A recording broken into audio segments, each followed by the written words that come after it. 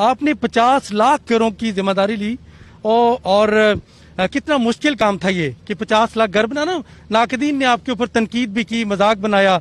अब हम देख रहे हैं कि तीसरा चौथा ये इवेंट है 1 माह में। कैसे मुमकिन बना रहे हैं, ये क्या मुश्किलात हैं और खद्दो-खाल क्या है बुनियादी तौर पे, किन लोगों को ये घर मिल रहे हैं? देखिए खान, मसला क्या था, क्योंकि पाकिस्तान में कभी भी कमजोर तबके के लिए कभी किसी ने सोचा ही नहीं घर बनाने का। एक जुनेजो ने एक बार सोचा था, वो फेल हो गई थी स्कीम, और उसके लिए स्ट्रक्चर ही नहीं है हमारे पास। इसके देखा, गवर्नमेंट मुफ्त तो नहीं घर दे सकती, कोई भी दुनिया में अमीर तरीन गवर्नमेंट भी मुफ्त घर नहीं दे सकती, लेकिन जो गवर्नमेंट कर सकती है कि फैसिलिटेट कर सकती है बैंकों के साथ मिलके, यानी इतने सस्ते कर्जे दे दें ताकि एक आम आदमी, मजदूर हो, एक मैकेनिक हो, वेल्डर हो, कोई ग्रेड 4 का ऑफिसर हो, वो भी घर ले सके। तो उसके लिए बैंक्स जब तक इसमें शिरकत नहीं करते, आप ये नहीं कर सकते।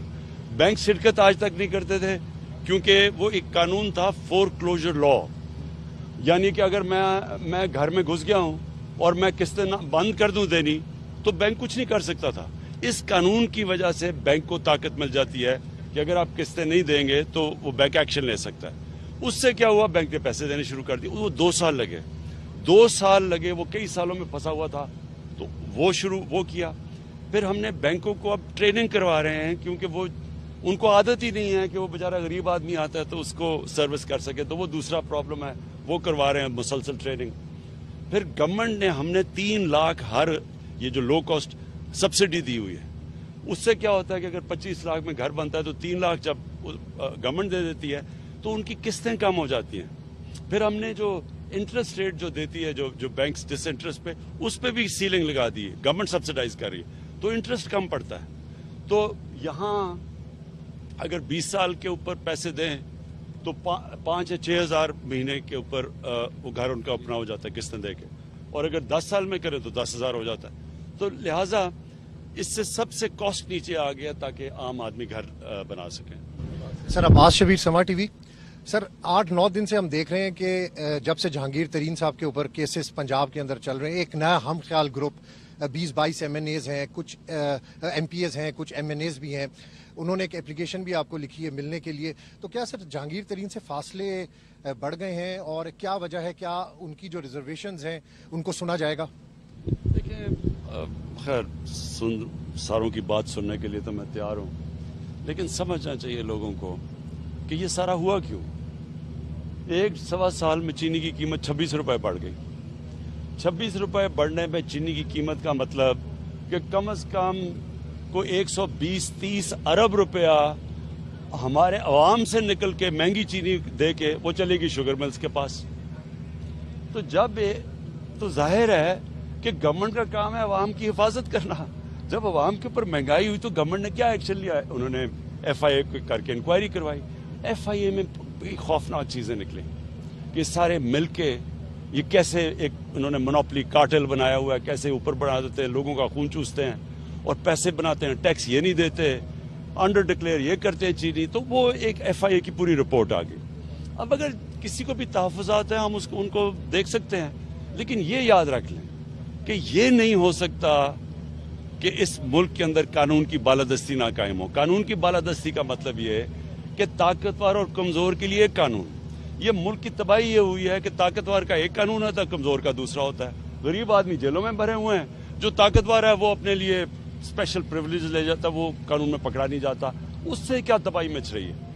उससे तबाही ये मच रही है कि जो असल मुल्क में नुकसान पहुंचते हैं वो तो ताकतवर जो करप्ट लोग होते हैं या जो फ्रॉड करते हैं वो ताकतवर करते हैं। सारे जेलों में जो आप गरीब लोग हैं इनकी इकट्ठा भी कर लें कि इन्होंने कितनी चोरी किया तो 2-3 अरब होगा। ये मैं आपको बता रहा हूं कि 26 रुपए जब चीनी बढ़ी तो सिर्फ ये 60-70 जितनी भी शुगर मिल्स हैं इनके पास 130 से 140 अरब रुपया चला गया। तारिक चौधरी, मैं आज टीवी से। जी, आपका नैरेटिव था जो सबसे ज्यादा वो एहतसाब का था। शुरू किया आपने, आज माशाल्लाह शहबाज शरीफ साहब जो अपोजिशन लीडर हैं उनकी जमानत भी हो गई।